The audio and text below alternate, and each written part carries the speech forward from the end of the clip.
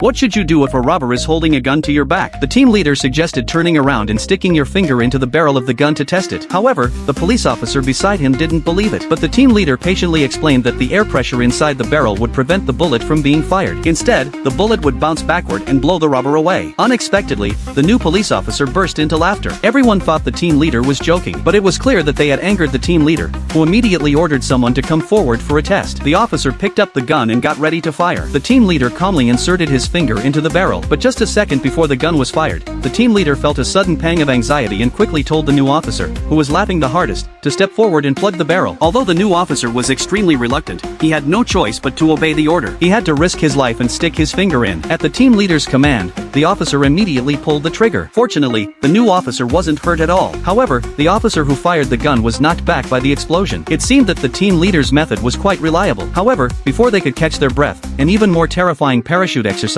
was assigned to the new officer, who had to jump from 10,000 feet in the air. The safety net held by the officers below looked very unreliable, and in fact, it was even worse. But the team leader loudly told the new officer to jump without fear, assuring him that they would definitely catch him. The new officer was still scared, so for safety reasons, everyone decided to test it with a dummy first. Sure enough, the officers below were unreliable. The moment the dummy was thrown down, it was smashed into several pieces. Seeing this, the new officer was terrified. He didn't even fasten his parachute properly and just fell straight down. Fortunately, the new officer had a lucky escape and landed on the safety net, saving his life. Next came the driving test. The new officer tried a series of operations, but the car just wouldn't start. Fortunately, the examiner reminded him, but he ended up breaking the ignition key. The examiner was so angry that he declared the test over on the spot. The new officer, unwilling to give up, insisted that he could start the car. Seeing his desperate plea, the examiner reluctantly agreed. The new officer then pulled out 2 wires and tried repeatedly. Finally, the car started, but suddenly he reversed and crashed the team leader's car into the sea. This scared the new officer to death. Everyone wondered whether the team leader would take revenge on the new officer.